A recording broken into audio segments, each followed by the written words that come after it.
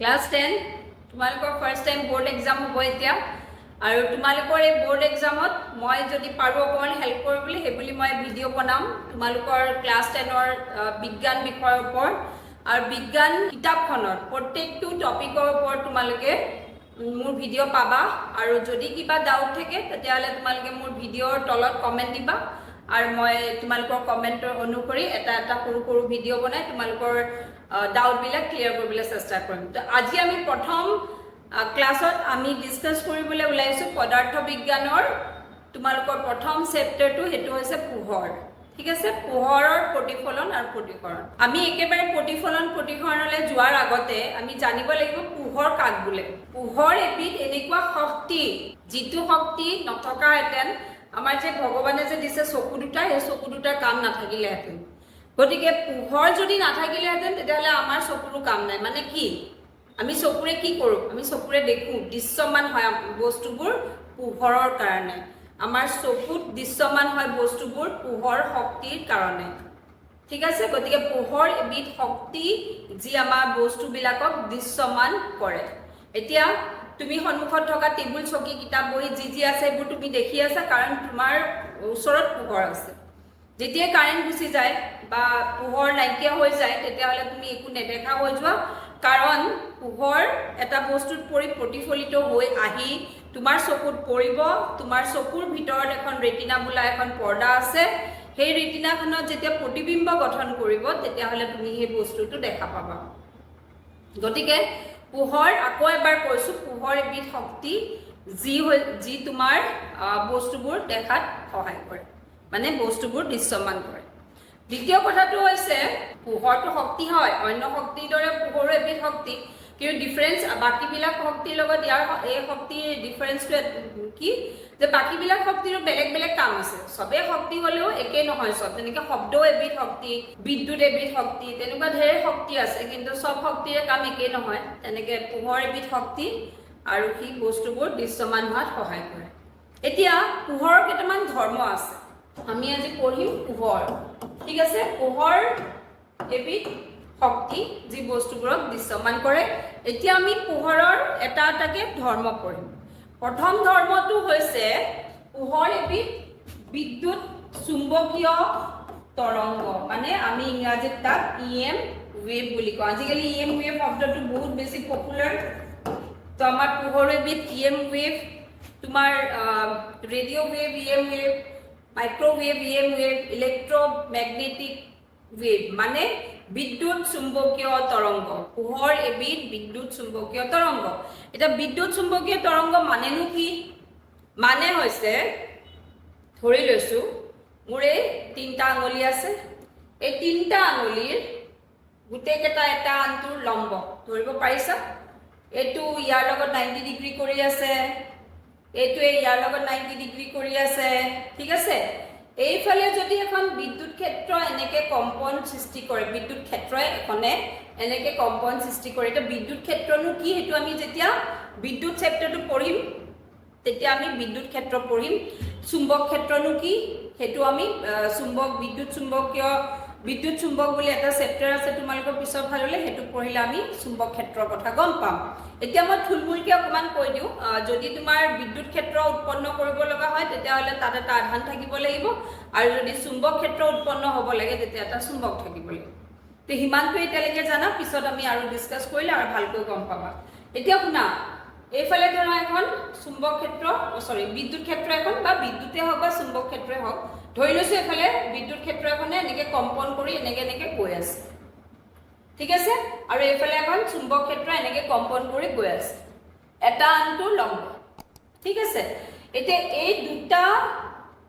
ক্ষেত্ৰৰ কম্পনৰ ফলত এটা তৰংগ উৎপন্ন হ'ব ঠিক আছে এটা তৰংগ উৎপন্ন হ'ব সোৱা কিমান ইন্টাৰেষ্টিং তোমালোকে যোৱা বছৰ সাউন্ড চেপ্টাৰ মানে শব্দ চেপ্টাৰটো তোমালোকে পাইছিলা যে কম্পন সৃষ্টি কৰিবলৈ আমি কিবা এটা ডিস্টাৰ্ব কৰিব লাগিব মানে আমি ডিস্টাৰবেন্স এটা প্ৰডিউস কৰিব লাগিব এটা মাধ্যমত সেই তৰংগবোৰ হৈছে যান্ত্ৰিক তৰংগ আৰু আমি এতিয়া পঢ়ি আছো বিদ্যুৎ চুম্বকীয় তৰংগ গতিকে বিদ্যুৎ চুম্বকীয় তৰংগ কি হ'ব এইফালে এখন বিদ্যুৎ ক্ষেত্ৰ এনেকে কম্পন কৰি গৈ আছে এইফালে চুম্বক ক্ষেত্ৰ এখন এনেকে কম্পন কৰি গৈ আছে তেতিয়া তাৰ সেই দুখন ক্ষেত্ৰৰ কম্পনৰ ফলত এটা তৰংগৰ সৃষ্টি হ'ব আৰু সেই তৰংগটো সিহঁতৰ লম্ব দিশত গতি কৰিব যদি মই বুঢ়া আঙুলিটো দিওঁতে বুজি পোৱা নাই তেতিয়াহ'লে মই এনেকে দেখুৱাইছো চোৱা এটা বুজি পাইছা এফালে এখন বিদ্যুৎ ক্ষেত্ৰ কপি গৈ আছে এনেকে এফালে চুম্বক ক্ষেত্ৰ কপি গৈ আছে আৰু এটা তৰংগ সিহঁতৰ কপনিৰ ফলত উৎপন্ন হ'ব আৰু হেতু এনেকে গৈ থাকিব ঠিক আছে আৰু এই তৰংগটোৱে হৈছে বিদ্যুৎ চুম্বকীয় তৰংগ বহুত কেইটা আছে তাৰ ভিতৰত এটা আমাৰ সবতকৈ ভাল লগা বিদ্যুৎ চুম্বকীয় তৰংগ হৈছে পোহৰ ভাল লগা বুলি কিয় কৈছো কাৰণ আমি পোহৰ নাথাকিলেতো আমাৰ একোৱে ভাল নালাগিব আমাৰ পৃথিৱীখন আমাৰ কাৰণে অন্ধকাৰ হৈ পৰিব গতিকে আমি সবতকৈ ভাল পোৱা বিদ্যুৎ আৰু সবতকৈ ভাল পোৱা আমাৰ বাবে সবতকৈ দৰকাৰী অন্য বিদ্যুৎ চুম্বকীয় তৰংগ থাকক বা নাথাকক অৱশ্যে তাপো এটা বিদ্যুৎ চুম্বকীয় তৰংগ সেইটো আমাৰ কাৰণে সমানে প্ৰয়োজনীয় কিন্তু আমি যে পোহৰ পঢ়ি আছো গতিকে আমাৰ কাৰণে এইটো বেছি এতিয়া দৰকাৰী গতিকে এই তৰংগটো এই পোহৰ এটা বিদ্যুৎ চুম্বকীয় তৰংগ যি আমাৰ সকলো বস্তু দেখাত সহায় কৰে ঠিক আছে তো প্ৰথম ধৰ্ম হৈছে এটা বিদ্যুৎ চুম্বকীয় তৰংগ আৰু বিদ্যুৎ চুম্বকীয় তৰংগ হোৱাৰ লগে লগে তাৰ বেগ বা দ্ৰুতি তোমালোকে যেনেকে সাউন্ড পঢ়োতে তাৰ দ্ৰুতি পৰিছিলে তাত এখন চাৰ্ট দিয়া আছিল তাত তোমালোকে এটা উষ্ণতা 25 ডিগ্ৰী সেন্টিগ্ৰেড নে 20 ডিগ্ৰী সেন্টিগ্ৰেডত মেনশন আছিল এখন চাৰ্টত কি কিমান বেগ হ'ব পাৰে বিভিন্ন মাধ্যমত তেনেকে পোহৰৰো মাধ্যম ভেদে বেগ সলনি হয় কিন্তু বায়ুশূন্য মাধ্যমত পোহৰৰ বেগ সৰ্বোচ্চ আৰু হেতু ভ্যালু হৈছে 3 into 10 to the power 8 meter per second অকমান বুজাকে কম ঠিক আছে বুজাকে ক'লে কি হ'ব 3 lakhs kilometer per second এক সেকেন্ডত 3 লাখ কিলোমিটাৰ যায় জাস্ট ইমাজিন কিমান স্পিডত যাব পাৰিব ওকে এটো তোমাৰ আমাৰ যদি এটো হৈছে বায়ুশূন্য মাধ্যম যাক আমি ভেকুৱাম বুলি কওঁ বায়ুশূন্য মাধ্যম বা ইংৰাজীত ক'বলৈ ইংৰাজী শব্দবোৰ জানিব লাগিব তোমালোকে কাৰণ অহা বছৰলে তোমালোকে ইংৰাজী মাধ্যমতে পঢ়িব লাগিব অসমীয়া মাধ্যমতো কিতাপ এভেইলেবল নাথাকে গতিকে মই মাজে ইংৰাজী শব্দ কেইটাও তোমালোকক শিকাই যাম বায়ুশূন্য মাধ্যম বা ভেকুৱামত 3 into 10 to the power 8 meter per second মানে 3 লাখ কিলোমিটাৰ এক সেকেন্ডত যায় বুজিলা এতিয়া বায়ু মাধ্যমত কিমান যাব বায়ু মাধ্যমত 2.998 into 10 to the power 8 meter per second যাক আমি যদি ৰাউন্ড আপ কৰো তেতিয়াহলে আমি 3 into 10 to the power 8 meter per second এ পাও মানে আমাৰ ক্যালকুলেশনৰ সুবিধাৰ কাৰণে আমি ইয়াৰটো এটো ভ্যালুৱে ধৰিম মানে বায়ুটো আমি পোহৰৰ বেগ ইমানে ধৰিম 3 into 10 to the power 8 meter per second কাৰণ প্ৰায় সমান 2.9988 into 10 to the power এনেকা আৰু দীঘলীয়া অলপ ভ্যালুটো তেতিয়া ইয়াক আমি আকৌ সি ৰে ডিনোট কৰিম দে বায়ুশূন্য মাধ্যম বা বায়ুত পোহৰৰ বেগ আমি সি ৰে বুজাম সি সিম্বলটো ইউজ কৰিম তাৰ পিছত এতিয়া 2 নম্বৰ ধৰ্মটো হৈছে পোহৰে ডুৱেল ক্যাৰেক্টাৰ দেখুৱায় মানে দ্বৈত ধৰ্ম ডুৱেল ক্যাৰেক্টাৰ দেখুৱায় ডুৱেল ক্যাৰেক্টাৰ মানে কি দ্বৈত মানে কি দুটা ধৰ্ম দেখুৱায় তোমালোকে সাউন্ড যেতিয়া পঢ়িছিলা তেতিয়া তুমি পাইছিলা যে যেতিয়া তৰংগটো প্ৰবাহিত হয় মাধ্যমৰ মাজে যেতিয়া তৰংগটো যায় তেতিয়া কি কোনো কণিকা কঢ়িয়াই নিনিয়ে কেতিয়াও যেনেকৈ আমি পানী পুখুৰী এটাত পানীখিনি অলপ লৰাই দিলো ডিস্টাৰ্বটো কৰিবই লাগিব যান্ত্ৰিক তৰংগৰ কথা কৈ আছো মই এতিয়া তো যান্ত্ৰিক তৰংগ এটাক যেতিয়া আমি উৎপন্ন কৰিব আমাৰ মন যাব ধৰ আমাৰ পুখুৰীত এটা তৰংগ উৎপন্ন কৰিব মন গ'ল ঠিক আছে তেতিয়া আমি কি কৰিম পুখুৰীৰ পানীখিনি অকমান লৰাই ডিস্টাৰ্ব কৰিলো গতিকে তৰংগ এটা উৎপন্ন হ'ল কিন্তু তৰংগটো উৎপন্ন হলে এনেকুৱা নহয় যে পুখুৰীৰ পানীখিনি লগতে তৰংগটোৰ লগতে এফালৰ পৰা এফালে গুচি যায় তেনেকুৱাটো নহয় কাৰণ যান্ত্ৰিক তৰংগত কোনো কণিকা তৰংগটোৱে কঢ়িয়াই লৈ নাযায় কেৱল মাত্ৰ শক্তিহে যাব কিন্তু ইলেক্ট্ৰমেগনেটিক ৱেভ মানে বিদ্যুৎ চুম্বকীয় তৰংগ এটাৰ লগত মেইনলি আমি পোহৰৰ কথা পাতি আছো গতিকে পোহৰ তৰংগটোৰ লগত কিছুমান হি কণিকা কঢ়িয়াই লৈ যায় আৰু এই কণিকাবিলাকক আমি কওঁ ফোটন এনেকে ধৰি লৈছো এনেকে দেখুৱাইছো এনেকে কিছুমান কণিকা লগত লৈ যাব ইহঁতে তৰংগবোৰে আৰু ইয়াক আমি কি বুলি কম এই কণিকাবোৰক আমি কম ফোটন ইংৰাজীটো ফোটন কয় অসমীয়াটো ফোটন বুলিয়ে কয় ঠিক আছে আৰু এই কথাটো কোনে কৈছিলে জানা এই কথাটো নিউটনে কৈছিলে নিউটনৰ এটা বহুত পপুলাৰ কৰ্পাসকল নিউটনছ কৰ্পাসকল থিওৰি বুলি আছে তাত তেওঁ কৈছে যে পোহৰ তৰংগই কিছুমান মানে পোহৰে বুলি কৈছিলে যে তৰংগ বুলি কোৱা নাই পোহৰে কিছুমান কণিকা কঢ়িয়াই লৈ ফুৰে আৰু সেই কণিকাবোৰ আসলতে তেওঁ কৈছিলে শক্তিৰ কিছুমান পেকেট বুলি তাৰ পিছত আকৌ হাইজেন নামৰ এজন সাইন্টিষ্টে ক'লে যে পোহৰ এবিধ তৰংগ ঠিক আছে এতিয়া আমি শুনা কোনোবাই কৈ দিলে বিশ্বাস নহয় কিছুমান বস্তু আমি চাব লাগিব যে পোহৰক যে কণিকা বুলি কৈছে কণিকা ধৰ্ম হি দেখুৱাই নে নেদেখুৱাই তাৰ পিছতে পোহৰক যে তৰংগ বুলি কৈছে তৰংগ ধৰ্ম হি দেখুৱাই নে নেদেখুৱাই তো হেতু বস্তু প্ৰমাণ কৰিলে দুজন সাইন্টিষ্টে নিউটনে যে কৈছে কৰ্পাসকল থিওৰিৰ কথা মানে কণিকা থাকে বুলি সেই কথাটো আইনষ্টাইনে প্ৰমাণ কৰিলে তেওঁৰ ফটো ইলেক্ট্ৰিক ইফেক্ট পৰিঘটনাটো দেখুৱাই পেলাই তেওঁ এটো কৰি দেখুৱাই পেলাই তেওঁ ক'লে যে হয় পোহৰত কিছুমান কণিকা বা কিছুমান শক্তিৰ পেকেটছ থাকে আৰু যাক আমি এতিয়া ফোটন বুলি কওঁ হেতু আইনষ্টাইনে কৈছিলে আৰু ইয়ং নামৰ সাইন্টিষ্ট এজনে কৈছিলে তেওঁ ডাবল স্লিট এক্সপেৰিমেন্ট পিছলে তোমালকে পাবাগৈ তাত তেওঁ কৈছে যে হেতু দ্বাৰা তেওঁ প্ৰমাণ কৰিলে যে পোহৰ এবিধ তৰংগও হয় ঠিক আছে এতিয়া আমি অকমান আকৌ এবাৰ ধৰ্মক এটা ডিসকাস কৰো প্ৰথম কোন কি পোহৰ এবিধ বিদ্যুৎ চুম্বকীয় তৰংগ ট্ৰান্সভাৰ্স ওয়েভ ওকে ট্ৰান্সভাৰ্স ওয়েভ দুটা টাইপৰ ওয়েভ আছিল লংগিটিউডিনাল আৰু ট্ৰান্সভাৰ্স ওয়েভ কি কয় পোহৰ এবিধ ট্ৰান্সভাৰ্স ইলেক্ট্ৰোমেগনেটিক ট্ৰান্সভাৰ্স ওয়েভ ঠিক আছে ট্ৰান্সভাৰ্স ওয়েভ মনত আছে নে ট্ৰান্সভাৰ্স ওয়েভ কেনেকুৱা আছিল যে যদি তৰংগটো এনেকে যায় তেতিয়াহলে তাত থকা কণিকা বিলাকে এনেকে পাৰপেন্ডিকুলাৰলি মানে লম্বভাৱে কম্পন কৰে কণিকা বিলাকে এনেকে কপি থাকিব আৰু তৰংগটো এনেকে গুচি যায় মানে তৰংগ প্ৰবাহিত হোৱাৰ দিশ আৰু তৰংগ কি কয় কণিকা বিলাকৰ হেৰি কি কয় কম্পনৰ দিশ পাৰপেন্ডিকুলাৰ হ'ব লম্ব হ'ব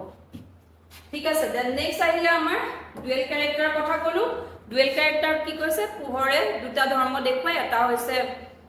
কণিকা ধৰ্ম আৰু এটা হৈছে তৰংগ ধৰ্ম এতিয়া আমি এই যে তোমালোকৰ কিতাপত আছে চাবা তোমালোকৰ কিতাপত এইখিনি কথা আছে এখন এটো তোমালোকৰ চেপ্টাৰ ইয়াত তোমালোকৰ দিছে পোহৰ ইয়াকে পোহৰক অপৱৰ্তন বোলে এতিয়া আমি অকমান ডিসকাস কৰিম অপৱৰ্তন কাক কয় আৰু অপৱৰ্তন কোনটো ধৰ্ম অপৱৰ্তন পৰিঘটনাটোৱে কোনটো ধৰ্ম আছে বুলি প্ৰমাণিত কৰে তো প্ৰথম আমি অপৱৰ্তন ডিসকাস কৰিলো এতিয়া ধৰা এখন এনেকুৱা ডাঠ কাগজ আছে এনেকুৱা এখন ডাঠ কাগজ আছে ঠিক আছে ডাঠ কাগজখনৰ বেক সাইডত মই এখন পৰ্দা তৰি থৈছো এনেকুৱা এখন পৰ্দা লগাই দিছো ঠিক আছে এখন পৰ্দা এইটো তো এতিয়া এই পৰ্দাখনৰ এই ডাঠ কাগজখনৰ মাজতে একদম মাজতে ধৰা সৰু এটা ফুটা কৰি দিছো সৰু ফুটা একদম সৰু ফুটা যিটো আমি পোহৰ তৰংগ পঠাম সেই তৰংগটো তৰংগ দৈৰ্ঘ্যৰ লগত কম্পেয়াৰেবল হ'ব তুলনা কৰিব পৰা হ'ব মানে ইমানে সৰু হ'ব লাগিব এতিয়া ইয়াৰ মাজেদি যদি আমি পোহৰ পঠাও এটো এটা ফুটা দে ঠিক আছে ধৰিব পাৰিছা না মই ধৰিব পৰা নাই অকমান মই ভালকৈ আকৌ আঁকি দিও এটো এটা সৰু এনেকুৱা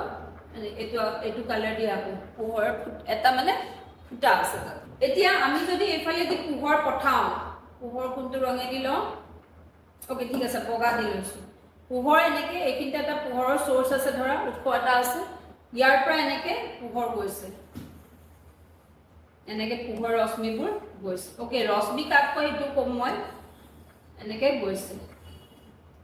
পোহৰ ৰশ্মিবোৰে যেতিয়া এই ফুটাটো পাবগৈ এই হোলটো পাবগৈ তেতিয়ালে এইখিনতে এনেকে হি বেকা হৈ পেলে এনেকে আহিব ঠিক তেনেকে এডাল ধৰা এনেকে গৈ আসলে এইখিনি পালে গৈ কি এনেকে অকমান বেকা হৈ দিব এই বেকা যে হৈ যায় বাকিবোৰটো এনেকে ঘূৰি আহিব প্ৰতিফলিত হ'ব এনেকে কৰি হেবিলাকক আমাৰ নালাগে এতিয়া যেটো ফুটাখিনি মাজেদি যিখিনি ৰশ্মি যাব বিচাৰিছিলে সেই ৰশ্মিখিনি ফুটাটোৰ যে কৰ্নাৰ এটা পাব সাইডটো যে পাব সেই সাইডখিনি যেন বেকা হৈ যাব সেই যে বেকা যে হৈ যাব গ'ল হেতু কিয় হ'ব পাৰিলে কাৰণ পোহৰ এবিধ তৰংগ সি যদি তৰংগ নহয় অকল কণিকাৰে গঠিত হ'লেহেঁতেন সি বেকা হৈ এনেকৈ গুচি যাব নোৱাৰিলেহেঁতেন গতিকে এই যিটো পৰিঘটনা এইটোক কয় কি এইটোক তোমালোকৰ কিতাপত এইখিনি দিয়া আছে চোৱা অপবৰ্তন ইংৰাজীত কয় ডিফ্ৰেকশ্যন অপবৰ্তন এই অপবৰ্তন পৰিঘটনাটোৱে প্ৰমাণিত কৰে যে পোহৰ এবিধ তৰংগ হ'ল তাৰ পিছত এইটোৱে প্ৰমাণিত কৰিলে পোহৰ এবিধ তৰংগ এতিয়া আমি ডিসকাস কৰিম নেক্সট পৰিঘটনাটো যিটোৱে আমাক ক'ব যে পোহৰ এবিধ তৰংগ হয় কিন্তু ই কিছুমান কণিকাৰে গঠিত এইটো পদাৰ্থ কণাও নহয় নতুন তত্ত্বই পোহৰৰ কণা ধৰ্ম আৰু তৰংগ প্ৰকৃতিৰ মাজত যুগসূত্ৰ স্থাপন কৰে এইটো তোমালোকৰ কিতাপত থকা লাইন এতিয়া আমি ডিসকাস কৰিম কোনটো ধৰ্ময়ে কোনটো পৰিঘটনাই পোহৰ এটা তৰংগ বুলিতো অলৰেডি প্ৰমাণিত হৈছে কাৰণ ইয়ঙে কৰিছিলে এইটো যেটো আমি অপবৰ্তন ডিসকাস কৰিলো হেতু আমি পৰিঘটনাত গম পালো যে পোহৰে তৰংগ ধৰ্ম দেখুৱায় এতিয়া আমি ডিসকাস কৰিম फोटो इलेक्ट्रिक इफेक्ट की फोटो इलेक्ट्रिक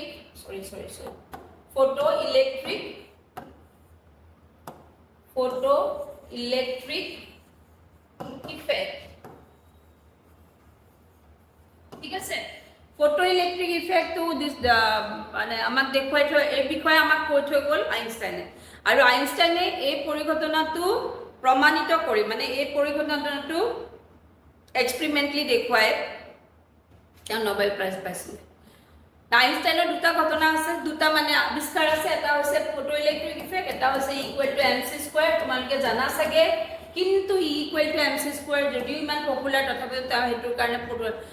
নোবেল পুৰস্কাৰ পোৱা নাছিলে কাৰণ তা হেতু ফিজিক্যালি মানে প্ৰ্যাকটিক্যালি তা কৰি দেখুৱা নাছিলে হেতু মানে পাৰিছিলে না মই ইমান বিশেষ হিষ্ট্ৰীটো নাজানো কিন্তু তা কৰি দেখুৱা নাছিলে গতিকে তা এটোৰ বাবে इक्वल टू mc² বাবে তেও নোবেল পুৰস্কাৰ পোৱা নাছিলে যদিও তেও আমি যেতিয়া আইনষ্টাইন বুলি কওঁ তেতিয়া আমি ইকুৱেল টু mc² বুজি পাওঁ কিন্তু তেও এই বস্তু ফটো ইলেক্ট্ৰিক পৰিঘটনাটো তেও মানে অসমীয়াত যদি আমি কওঁ ফটো মানে আলোক ইলেক্ট্ৰিক মানে বিদ্যুৎ ইফেক্ট মানে পৰিঘটনা সো আমি এনেকৈ ক'ব পাৰো আলোক বিদ্যুৎ পৰিঘটনা আলোক বিদ্যুৎ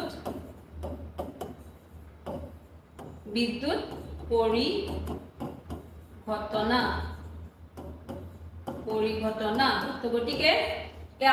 আলোক বিদ্যুৎ পৰিঘটনাটোৱে প্ৰমাণিত কৰিলে আলোক বিদ্যুৎ পৰিঘটনাটো তেও প্ৰ্যাকটিক্যালি কৰি দেখুৱাইছিলে আইনষ্টাইনে তাৰ বাবে তেও নোবেল প্ৰাইজ পাইছিল যেহেতু তে প্ৰ্যাকটিক্যালি কৰি দেখুৱাইছিলে এই কাৰণে এতিয়া আমি পঢ়িম হেখিনি বস্তু কিনো আলোক বিদ্যুৎ পৰিঘটনা তাৰ আগতে অকমান কথা তোমালোকে জানিব লাগিব হেতু হৈছে আমি যে কম পোহৰ মানে দৃশ্যমান পোহৰ সাতটা আছে দৃশ্যমান পোহৰত ৰং সাতটা আছে কি ভি আই বি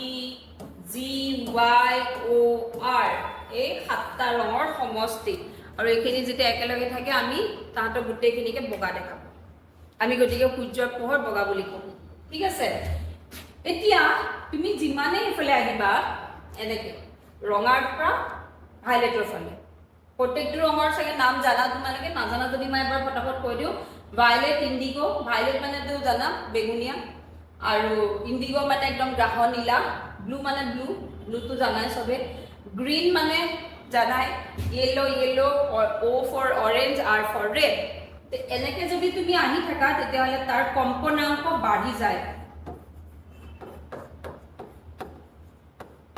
কম্পনাঙ্ক বাঢ়ে কম্পনাঙ্ক কাৰ ফালে বাঢ়িব ভাইলেটৰ ফালে তাৰমানে ৰেডৰ কম্পনাঙ্ক সকলোতকৈ কম হ'ব আৰু ভাইলেটৰ কম্পনাঙ্ক সকলোতকৈ বেছি হ'ব ইমানটো গম পালা আমি কম্পনাঙ্ক কিহেৰে বুজাও নিউ 9ত পাইছিলা ভিটো অকমানকে 9টো অকমানকে লিখিব লাগে ভি আৰু 9ৰ মাজতে আৰু দেখিবলৈ তেটো ঠিক আছে তো নিউৰে আমি কম্পনাঙ্ক বুজাও ঠিক আছে এতিয়া কম্পনাঙ্ক যদি আমি এটা তৰংগৰ জানো তেতিয়া হলে তৰংগটোৱে কঢ়িয়াই থকা শক্তিৰ পৰিমাণ আমি জানিম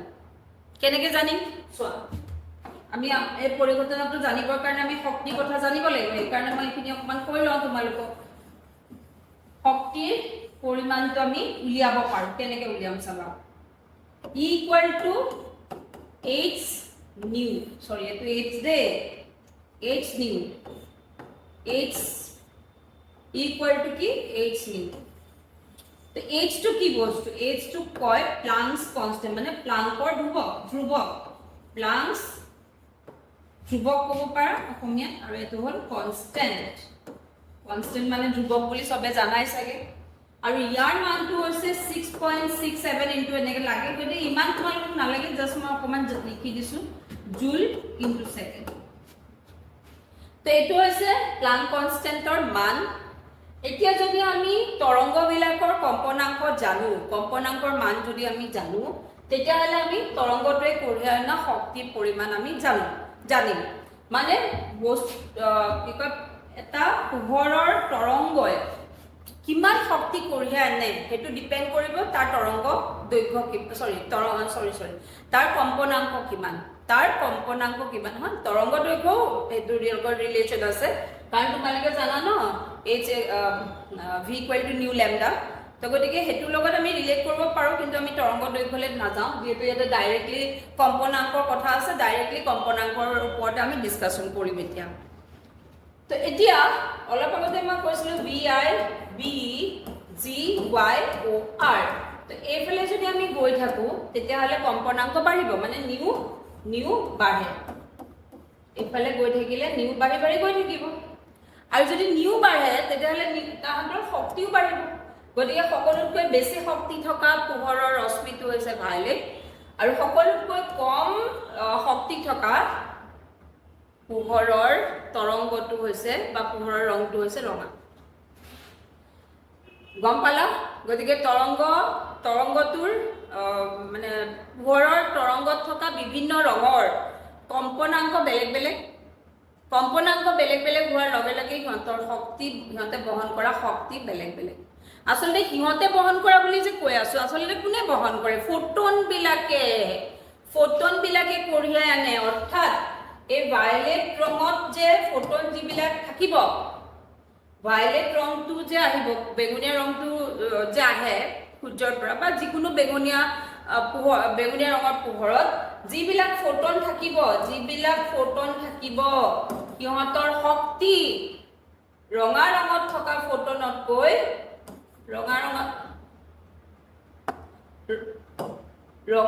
থকা ফোটনতকৈ কি হ'ব বেছি হ'ব কাৰণ কি হৈ গ'ল বেছি হ'ব ৰঙা ৰঙত থকা ফোটনতকৈ বেছি হ'ব মানে আকৌ কৈছোঁ মই ভায়লেট ৰঙৰ পোহৰত থকা ফোটনৰ শক্তি ৰঙা ৰঙৰ পোহৰত থকা ফোটনৰ শক্তিতকৈ বেছি হ'ব হাইয়েষ্ট ভায়লেটত থকা ফোটনখিনিৰ শক্তি লোৱেষ্ট ৰঙা ৰংটোত থকা ফোটনখিনিৰ শক্তি ঠিক আছে এতিয়া আমি এইটো টপিকলৈ যাম এতিয়া গতিকে শুনা এটা আইনষ্টাইনে দেখিলে যে এটা যদি ধাতু আমি লওঁ ধাতুটোৰ পৃষ্ঠত ধাতু এটা যদি লওঁ আমি ধাতুটোততো বহুত এটম আছে ধাতুটোত বহুত এটম থাকিব এটমত ইলেক্ট্ৰন থাকিব আৰু ধাতুবিলাক হৈছে তোমাৰ পৰিবাহক মানে ইলেক্ট্ৰিচিটি পৰিবাহক গুড কণ্ডাক্টৰ অফ ইলেক্ট্ৰিচিটি তো ইহঁতৰ কি হয় পৃষ্ঠত থকা ইলেক্ট্ৰনখিনিয়ে যদিহে কৰবাৰ পৰা এনাৰ্জি পাই যায় শক্তি পাই যায় তেতিয়াহ'লে সিহঁতে তাৰ পৰা ওলাই যায় আইনষ্টাইনে ক'লে যে ইহঁতৰ এই ধাতু পৃষ্ঠটোত যদি আমি পোহৰ দি দিওঁ তেতিয়াহ'লে এক নিৰ্দিষ্ট ধাতুৱে এক নিৰ্দিষ্ট পৰিমাণৰ পোহৰৰ শক্তি শোষণ কৰিব আৰু সেই ইলেক্ট্ৰনখিনি পৃষ্ঠটোত থকা ইলেক্ট্ৰনখিনি জপিয়াই পেলাই ওলাই আহে তো এইটো ধৰা এনেকুৱা ধৰা এইখিনি ধৰা ফোটন মানে এইখিনি পোহৰৰ ৰশ্মি ইয়াততো ফোটন পাৰ্টিকেলছ আছে ইয়াততো ফোটনছ পাৰ্টিকেল আছে এনেকে ফোটন পাৰ্টিকেল আছে ঠিক আছে এই ফোটন পাৰ্টিকেল বিলাকি লৈ আহিছে এই ফোটন পাৰ্টিকেলত থকা শক্তিখিনি যদি যথেষ্ট হয় কিহৰ বাবে যথেষ্ট ইহঁতক এই ধাতুৰ পৃষ্ঠত থকা ইলেক্ট্ৰনখিনিক উত্তেজিত কৰিবলৈ যদি যথেষ্ট হয় তেতিয়াহ'লে এই ইলেক্ট্ৰনখিনি উত্তেজিত হ'ব আৰু তাৰ পৰা ওলাই গুচি আহিব সেইকাৰণে এইটো কয় ফটো ইলেক্ট্ৰিক ইফেক্ট মানে বা আলোক বিদ্যুৎ পৰিঘটনা আৰু এই বস্তুটো আমাৰ এটা সোলাৰ সেল বিলাক যে আছে এবিলাকত ব্যৱহাৰ কৰা হয় এই যিটো পৰিঘটনা তাতে আমাৰ মানে হেতু এই পৰিঘটনাটো ব্যৱহাৰ কৰি আমাৰ সোলাৰ সেল বনোৱা হৈছে আৰু ইয়াত তুমি যদি সুধা কোনটো ধাতুক বেছি জলদি কোনটো ধাতুৰ পৰা বেছি জলদি ইলেক্ট্ৰন ওলাই আহিব হেতু হৈছে সিজিয়াম আৰু কোনটো ধাতুৰ পৰা বহুত শক্তিৰ প্ৰয়োজন হ'ব ইলেক্ট্ৰন উলিয়াই আনিবৰ বাবে হেতু হৈছে প্লেটিনাম অৰ্থাৎ বেলেগ বেলেগ ধাতুক বেলেগ বেলেগ পৰিমাণৰ শক্তি থকা ফোটন লাগিব তাৰ পৰা ইলেক্ট্ৰন উলিয়াই আনিবলৈ ঠিক আছে তো এই পৰিঘটনাটোৱে প্ৰমাণ কৰিছে যে পোহৰ এবিধ কণিকাৰে গঠিত বা নিউটনে যে কৈছিলে পোহৰত কিছুমান শক্তিৰ পেকেটছ থাকে হেতু প্ৰমাণ কৰিছে আৰু এই পেকেট বিলাকক বা এই কণিকা বিলাকক আমি কি বুলি কওঁ ফোটন বুলি ওকে এই দুটা হৈছে পোহৰৰ ধৰ্ম তাৰ পিছত আৰু এটা কথা কৈ দিওঁ মই ইয়াতে এইখিনি হ'ল তাৰ পিছত আমি এটা ডিসকাস কৰিম ৰশ্মি কাক বোলে এটা ফোটন ধৰি লৈছো এইটো ফোটন এই বিন্দুৰ পৰা নেক্সট বিন্দুলে যেতিয়া যাব এটা বিন্দুৰ পৰা নেক্সট বিন্দুলে তেতিয়া এই সিধা ৰাস্তাত যাব লাগিব